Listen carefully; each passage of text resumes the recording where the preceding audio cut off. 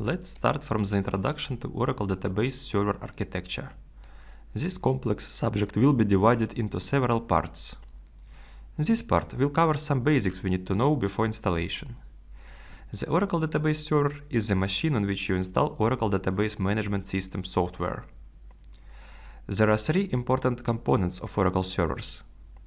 First component: the Oracle Database software files consisting of the binaries and executables.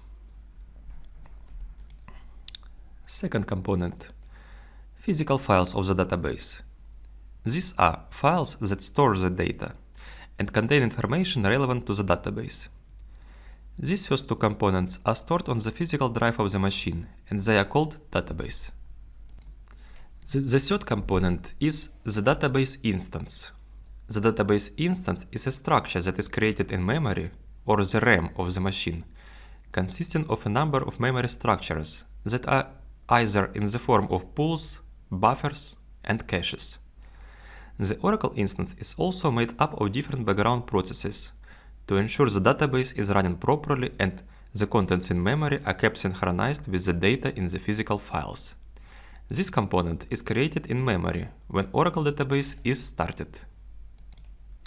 After starting a database instance, the Oracle software associates the instance with a specific database. This is called mounting the database. The database is then ready to be opened, which makes it accessible to authorized users. The other processes mentioned on this slide are user process, which operates on behalf of the client. The user process represents the application or tool that connects to Oracle database, and server process to handle the request of user process connected to the instance. The server process maintains the information about the user process in the memory structure called Program Global Area, or PGA. Let me demonstrate how does this Oracle server components look on a real server. I opened 3 terminal windows and connected to my server. I have installed ORCL database on this server. The ORCL instance is down, database is not running, but I can already see physical files of the ORCL database because they are stored on the physical drive of the machine. They can be found under the following directory on my OS. Some of these files contains actual users' data. Others keeps internal information relevant to the database operations. We'll talk about each of them in detail later.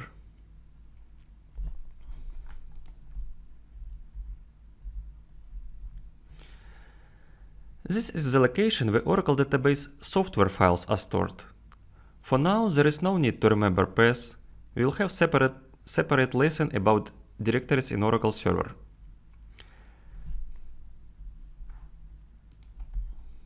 If you add bin directory to this path, you will see Oracle database executables and binaries. The third component is Oracle instance, and you cannot access it until you start database. Let's check that there is no running background processes right now. First of all, when you work with Oracle database instance, you should switch user from root to Oracle.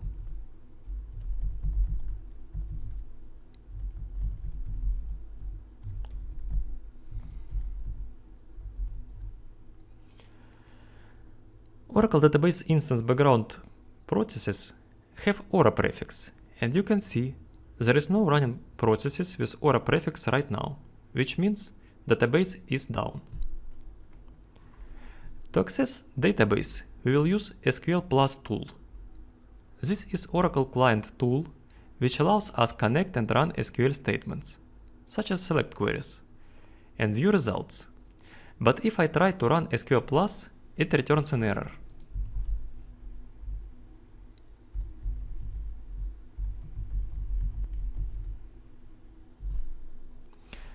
The reason for this is that you need to assign some environment variables to connect to Oracle instance.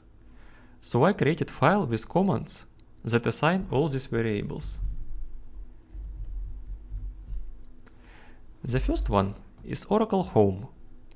This variable identifies the location on the operating system where Oracle executables or binaries are stored. The second is Oracle Seed. The Oracle System ID, or Oracle Seed, is used to uniquely identify a particular database on a system. Yes, we can create more than one database on the server, and this variable helps identify with which database we want to work. We need also update Linux path environment variable. The path environment variable is a colon-delimited list of directories that tells Linux which directories to search for executable files. Let me show you current value for this variable. So we want to ask Linux to check also directory where Oracle executable and binaries are stored. This one directory.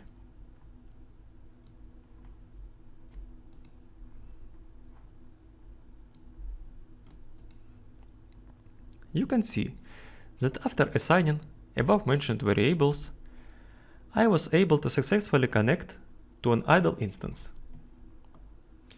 Idle means it's not running. There is another way to set these variables.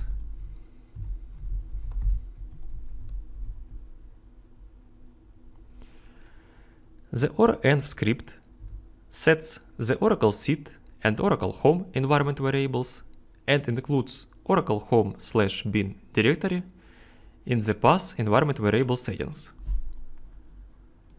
You can start it like this. You should specify your Oracle database instance name. In my case, it is ORCL.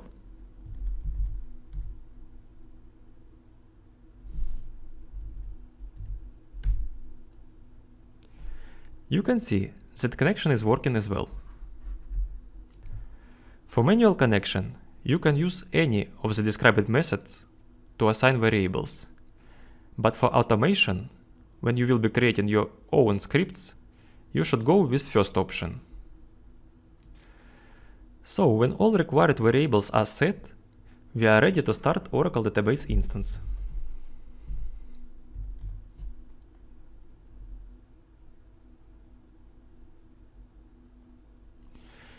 You can see that a shared memory area, SGA, and buffers were allocated. Also, the database has been mounted. In other words, our Oracle software associated our ORCL instance with our ORCL database.